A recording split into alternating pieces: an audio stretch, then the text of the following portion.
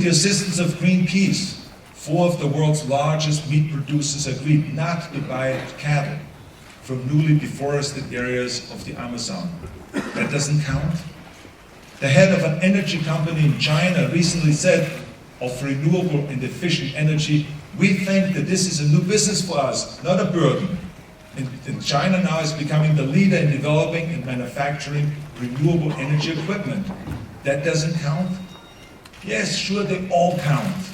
And they reveal that something is happening, something that is happening below the national level.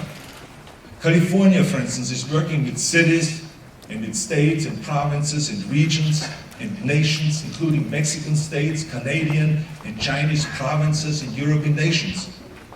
We're even working with the UN to assist developing countries, especially in Africa. We are trying to foment change and collaboration and movement. We are doing everything that we can to change the balance of power on the environment. And of course, when I talk about California, I realize that while we may lead America and many other countries environmentally, Denmark here is already 1/3 more energy efficient. Isn't that fantastic? And Europe is a great leader on this whole thing. But the reason for discussing my adopted home state of California is because, first of all, I'm the governor of the great state of California, and I have a right to brag about our state, right? And also, California is the 7th largest economy in the world, and also America's trendsetter. So what we do has consequences. Now maybe even when you look at the globe, it is just a little dot, but maybe you cannot even find California. But the power of influence we have is equivalent to a continent. And we in California do not believe, and we do not behave as if progress has to wait for Washington, or Beijing, or Kyoto. In California, we are proceeding on renewable energy requirements and a cap and trade system for greenhouse gases. We are moving forward. As a matter of fact, we're making great progress. If hydro is included, we will get 45% of our energy from renewables in 10 years from now. And we're already at 27%.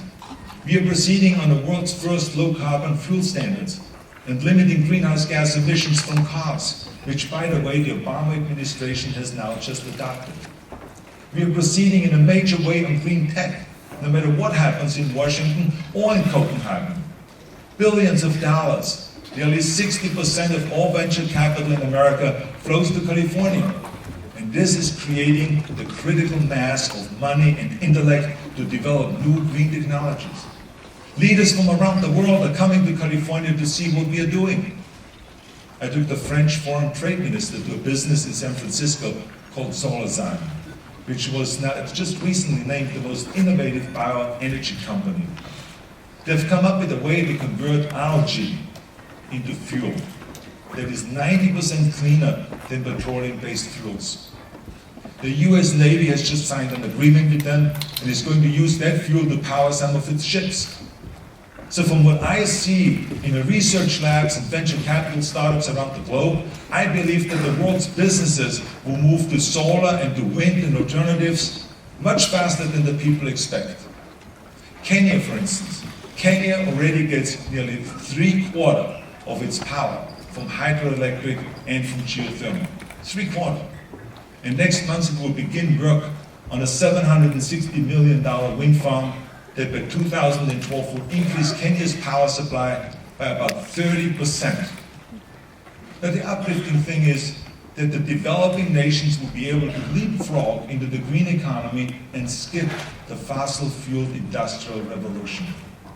Isn't it wonderful? I believe that we have economics on our side.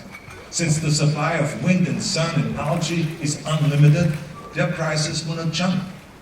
That cannot be said of oil, the supply of which is limited and declining. That cannot be said of coal, whose costs of extraction and labor and transportation are bound to rise. So I believe technological and economic forces will overtake the political and the regulatory efforts of national governments. We are beginning one of history's great transitions, the transition to a new economic foundation for the 21st century and beyond. Shouldn't we organize to encourage this transition, even as we continue to work towards international compacts? Of course we should. Now, if this conference does not get a strong agreement, some will say that Copenhagen has failed, that we talk grandly, but we're fooling ourselves, much like the fairy tale The Emperor Has No Clothes. And others will say that any agreement that is being reached isn't enough because the world is going to melt and we are going to die anyway. And others will say, look at these crazy people trying to wreck the global economy. No, ladies and gentlemen, this conference is automatically and already a success. Kyoto brought the world's focus to what must be done. Brought the focus to the whole subject. We didn't know then what we know now. We didn't have as much experience with the science that we will research or the hurdles that we will face. But Kyoto made us think differently about the world. And perhaps the real success of Copenhagen is to give us the opportunity to think differently again. Perhaps the success comes in realizing that something different needs to be done, and in fact is already being done. It's being done on a sub-national level. And I would ask the UN to convene a climate summit, like Copenhagen, but for cities, for states, for provinces, and for regions. And I would be more than happy to host such a summit in California, or anywhere else the UN wants to hold it, but I recommend strongly in California.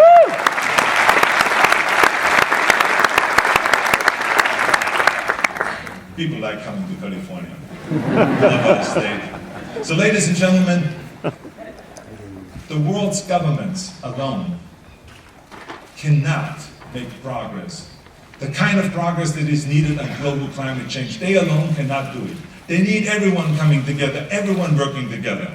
They need the cities, they need the states, they need the provinces and the regions. They need the corporations, the activists, the scientists, and the universities. They need the individuals whose vision and determination create movements. They need everybody out there. So, ladies and gentlemen, let us regain our momentum. Let us regain our purpose. Let us regain our hope by liberating the transformative power beneath the national level. That can be the great contribution of Copenhagen. That could be the great contribution of Copenhagen. So thank you very much for inviting me. Thank you for your kind attention and warm hospitality. And thank you for the great passion and for the hard work that you all do. And it is very important that we continue with this work. So thank you very much, and I'll be back. Thank you.